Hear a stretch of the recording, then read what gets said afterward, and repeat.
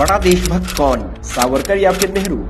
इस बात पर लगातार विवाद रहा है। अगर आप कांग्रेस की मानेंगे तो नेहरू सबसे बड़े देशभक्त थे, लेकिन अगर इतिहास के पन्नों को पलटकर देखेंगे तो आपकी राय बदल जाएगी। सावरकर और नेहरू दोनों वकील थे और दोनों ने ब्रिटेन में ही वकालत पढ़ी थी, लेकिन अंतर बस इतना था कि जवाहरलाल को उनके पिता मोतीलाल नेहरू ने पैसे के दम पर वहाँ पढ़ने भेजा था, जबकि सावरकर को उनके टैलेंट के दम पर स्कॉलरशिप मिली थी। अगर आप इंडिया टुडे का यह आर्टिकल पढ़ेंगे जो मोतीलाल नेहरू द्वारा अपने बेटे जवाहरलाल को लिखे गए लेटर के बारे में है, तो पता लगेगा कि नेहरू पढ़ने में काफी कमजोर थे और अगर वह लॉ के फील्ड में ही रहते तो जिंदगी में कुछ खास नहीं कर पाते। सावरकर और नेहरू दोनों राजनीति की तरफ आकर्षित हुए। एक तरफ नेहरू भारत के डोमिनियन स्टेट बने रहने पर संतुष्ट थे, जिसमें पर्दे के पीछे से अंग्रेज ही राज करते।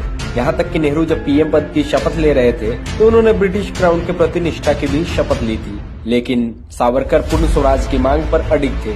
वे अंग्रेजों की कॉलोनी बनकर नहीं रहना चाहते थे। राहुल गांधी और दरबारी पत्रकार इस बात को नहीं बताएंगे, क्योंकि इससे उनकी हकीकत सबके सामने आ जाएगी। लेकिन कांग्रेसी इस बात का प्रचार भी करते हैं कि सावरकर ने जेल से मर्सी पिटीशन लिखी थी, मतलब अंग्रेजों से दया की भीख मांगते थे। तो चलिए इसे भी दूध का दूध और पानी का पानी कर देते हैं। दरअसल जो मर्सी पिटीशन सावरकर ने लिखी थी, सेम मर्सी पिटीशन नेहरू के पिता मोतीलाल नेहरू ने भी अपने बेटे को बचाने के लिए लिखी थी। सावरकर पर 2 किताब लिखने वाले फेमस हिस्टोरियन विक्रम संपत ने एक इंटरव्यू में बताया था कि उस समय लेटर लिखने का एक तय फॉर्मेट होता था। मोतीलाल नेहरू, गांधी हो या फिर सावरकर, सभी ने सेम फॉर्मेट यूज किया। अंतर बस इतना था कि सावरकर ने अपने जैसे बहुतों के लिए लेटर लिखी थी, वहीं नेहरू को किसी और से मतलब नहीं था। कांग्रेसियों की माने तो योर ओबीडियंट सर्वेंट लिखने पर सावरकर अंग्रेजों के नौकर हो गए, जबकि महात्मा गांधी ने लिखा तो कुछ नहीं। असल में तो मर्सी लेटर नेहरू के पिता मोतीलाल नेहरू ने लिखी थी, अपने बेटे को नाभा जेल से निकालने के लिए। मोतीलाल ने वायसराय को लेटर लिखा, जवाहरलाल की रिहाई के लिए बॉन्ड साइन किया, यहाँ तक कि शपथ दिलाई गई कि जवाहरलाल नेहरू दोबारा नाभा में कदम नहीं रखेंगे। ऐसा करके 2 सप्ताह के अंदर नेहरू को जेल से निकलवा लिया गया। वहीं सावरकर को 25-25 साल की 2 सजा सुनाई गई।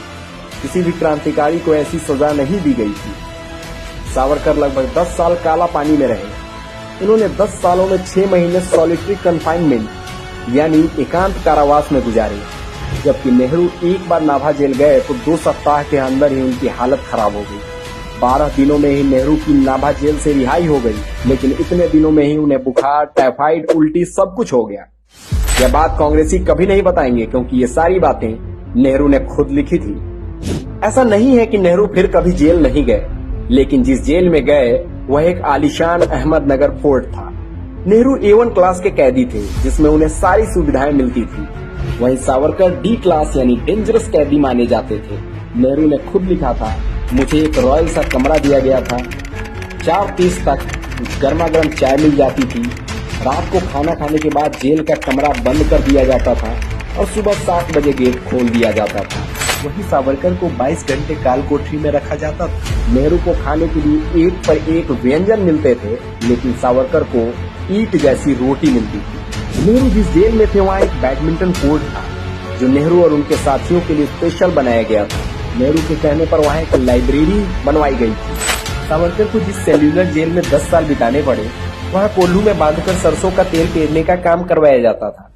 काम नहीं करने पर बुरी तरह पीटा जाता था, जिससे कि क्रांतिकारियों का मनोबल तोड़ा जा सके। लेकिन अंग्रेज अपने मकसद में कभी कामयाब नहीं हो पाए। सावरकर और उनके जैसे क्रांतिकारी अपने इरादे पर अडिग रहे। उन्होंने 9 साल 10 महीने इस जेल में बिताए। जेल से रिहा होने के बाद भी उन पर नजर रखी जाती थी। रिहा होने के 13 साल बाद तक उन्हें रत्नागिरी की सीमा में ही रखा गया। सावरकर हिंदू को धर्म नहीं बल्कि उसे एक रहन सहन का ढंग मानते थे, इसलिए वह जाति का भेदभाव नहीं रखते।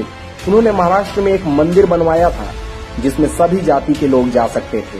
वहीं नेहरू जब पीएम थे और सऊदी अरब के प्रिंस भारत आए तो उन्होंने प्रिंस को खुश करने के लिए काशी विश्वनाथ मंदिर को ढकवा दिया था। सावरकर को हिंदू होने पर गर्व था, जबकि नेहरू को हिंदू होने पर शर्म। कांग्रेसी चाहे इतिहास को लीपापोती करने की कितनी भी कोशिशें कर लें, लेकिन आज के सोशल मीडिया युग में सच्चाई को छुपाना बहुत मुश्किल है। इस वीडियो को तब तक शेयर करें जब तक कि यह हर कांग्रेसी चमचे तक न पहुंच जाए।